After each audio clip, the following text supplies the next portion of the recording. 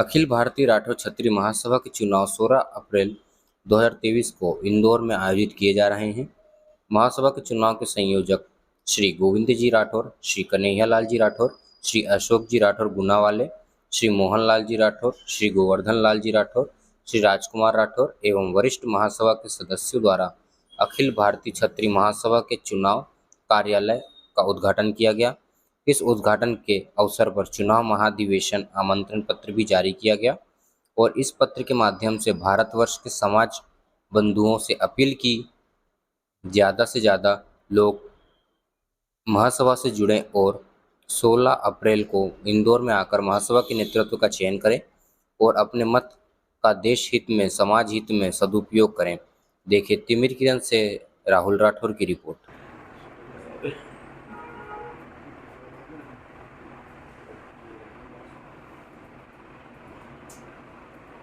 उधर से एक बार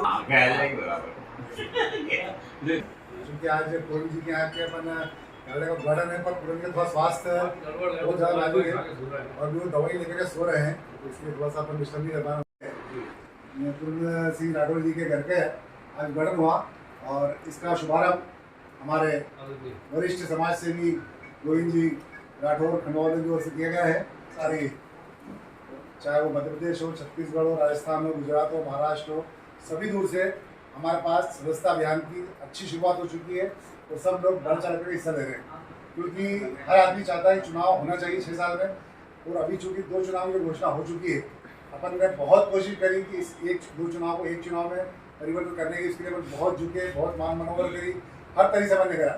पर एक व्यक्ति पूरे समाज के सामने समाज की बात नहीं मानते हुए सिर्फ अपनी हड़बड़ी था कि जो मैं चाहूँगा वही होगा, उसके लिए सारा समाज विरोध में भी है और सारा समाज चाहता है कि ये समाज में जो एक पक्षी की कार्रवाई चल रही है उसका विरोध हो रहा है और वो चाहता है कि चुनाव हो तो व्यवस्थित तरीके से, साधारण सभा के तरीके से हो।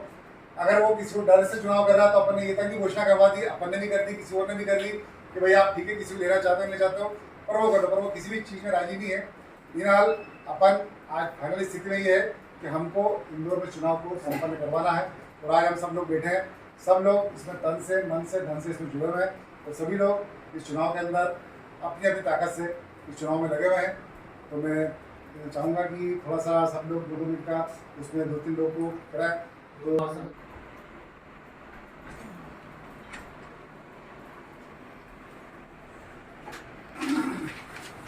कार्यालय का उद्घाटन करा आप सभी वरिष्ठों के मार्गदर्शन में, और निश्चित रूप से हम बहुत अच्छी तरीके से चुनाव कराएंगे और निष्पक्ष और अच्छी तरह से चुनाव कराएंगे, ऐसी उम्मीद है और शुभकामना है। और मैं सभी आपको बहुत शुभकामनाएं, धन्यवाद प्रेषित करता हूँ।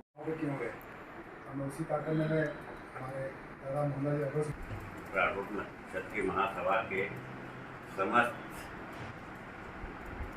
कर्मठ, जुझारू एवं सत्य से लड़ने के लिए प्रतिबद्ध हमारे श्री गोविंद जी एवं उनकी टीम यहाँ सत्य की लड़ाई, ईमानदारी की लड़ाई, उपविधियों के अनुसार महासभा का कार्य चले, क्योंकि हमारी शीर्षस्थ संस्था है और उसमें इस तरह की जो निरंकुशताएं बरती गई है, बार बार 1.5-2 महीने से प्रयास के बाद भी साधारण सभा को ना बुलाया जाना, हम सब लोगों को महासभा के हित में या उसके गरिमा को बनाए रखने के लिए हमें खंडवा में साधारण सभा करना पड़ी, जो कि किसी भी चुनाव के लिए सबसे ज़्यादा आवश्यक होती है। चुनाव कार्यक्रम भी उन्होंने अपने मनमाने तरीके से निर्धारित किया, स्थान का चयन भी निर्धारित किया, लोगों के साथ जिन लोगों ने उनको नियम कायदे से कार्य करने के लिए बाध्य किया, उनको उन्होंने बहिष्कृत करने तक का फैसला, यहाँ तक कि जब चुनाव की घोषणा हो चुकी थी उसके पश्चात उनका कोई अधिकार नहीं रह जाता कि वो किसी तरह का ऐसा कोई निर्णय लें जिससे मतलब चुनाव की गतिविधियां प्रभावित हो। अलंकरण का यहाँ तक प्रश्न है, ये एक तरह का प्रलोभन उनके द्वारा दिया गया, मनमानी करके स्वयं ने करने का निर्णय लिया। जनरल मीटिंग खंडवा में सब लोगों ने देखा और भरपूर लाइव जो है टेलीकास्ट के द्वारा उन्हें स्वयं भी देखा होगा कि कितने सारे जो बुद्धिजीवी महासभा के सदस्यों ने उनके इन कार्यों का विरोध किया। इसके पश्चात भी उनके मुंह पर कोई प्रतिक्रिया नहीं आई। बार बार प्रयास करने के बाद भी महासभा को एक करने के लिए हम लोगों ने अथक प्रयास किए और आज भी हम प्रयास करने को तत्पर हैं, किंतु उनकी गतिविधियों से आज तक ऐसा नहीं लग रहा है कि वो एक चुनाव कराने के पक्ष में हैं। अब ये अंतिम स्थिति ये आ गई है, हमारी भी सदस्यताएं लगभग जो है 12 में से ज़्यादा पूर्ण हो चुकी है। 30-31 तक हो सकता है हमारी सदस्यताएं भी पूरी हो जाएगी और अब हमको चुनाव के कार्य में लगना ही पड़ेगा। इसलिए मेरा सबसे यही अनुरोध है, यहाँ तक कि अखिल भारतीय महासभा के जो भी सदस्य पुराने हैं या जो अभी नए बन रहे हैं, उनका ये दायित्व तो हो जाता है कि इस सत्य और ईमानदारी की लड़ाई में निरंकुशता को दरकिनार करने के लिए, महासभा की गरिमा को बनाए रखने के लिए और विधि विधान से चुनाव कराने के लिए हमने बीड़ा उठाया है। हमें तन मन धन से साथ देकर जो लोग भी इस तरीके से महासभा को एक तरफ कहते हैं कि हम जोड़ने में विश्वास करते हैं, लेकिन स्पष्ट हो चुका है कि वो तोड़ने में विश्वास करते हैं, जोड़ने में कतई नहीं करते। इस आप समाज चला रहे हैं, आप समाज के कई अध्यक्ष हैं, इतना समाज है, एक तरफ एक व्यक्ति सिर्फ अपनी बात पड़ा हुआ, एक तरफ पूरा समाज ये कह रहा है कि लोग समाज के वो करें, तो बहिष्कार फिर उसका करना चाहिए जो एक तरफा बात कर रहा है, जो सिर्फ अपनी हरदर्मी में चल रहा है। बहिष्कार उसका नहीं करना चाहिए। बहिष्कार करने के लिए आपको कारण जो कारण आपके पास सीधा सच है।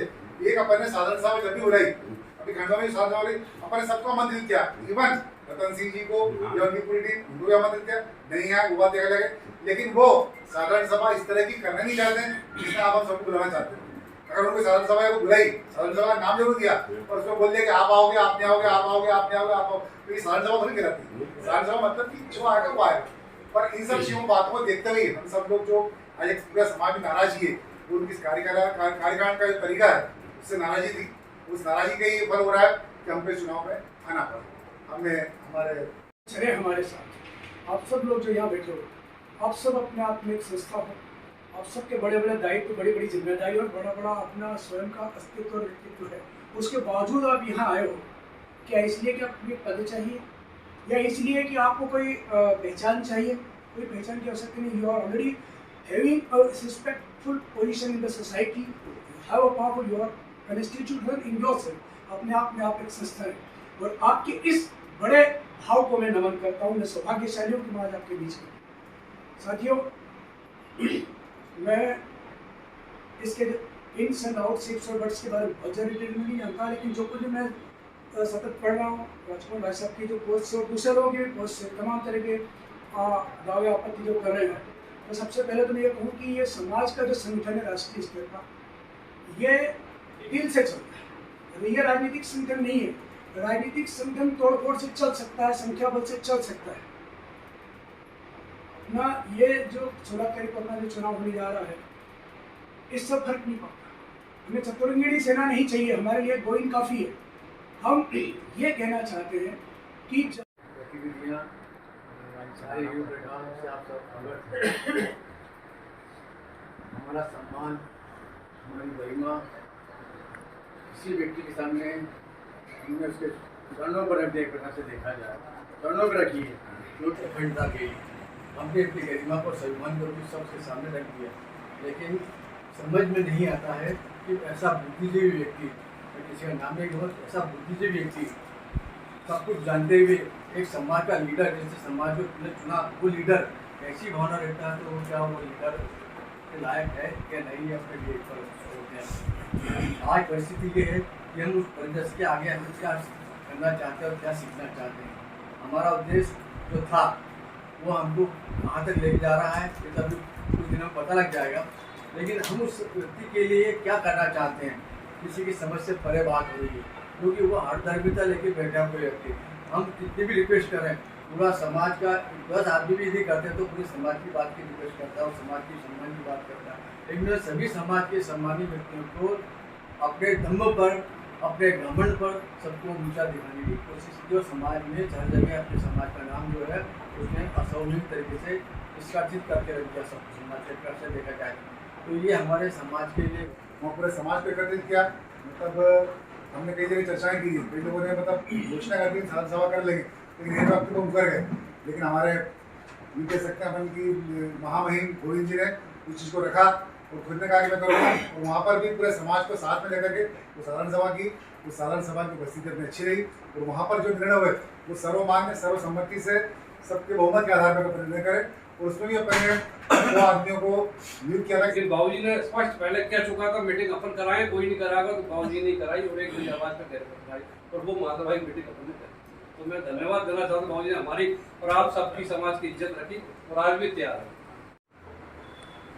अपन लोग करीब एक महीने से प्रयास कर ही रहते हैं कि समाज के चुनाव एक हो और उसमें एक अपन समाज को अच्छी दिशा दें और समाज इससे ये समझे कि भाई समाज एक है तो संगठित है और इसके फायदे बहुत सारे समाज को मिलेंगे। और आज भी सभी का मत यह है कि भाई यदि वो नहीं मानते तो अपन एक चुनाव अलग करवा लें, तो अच्छी बात है।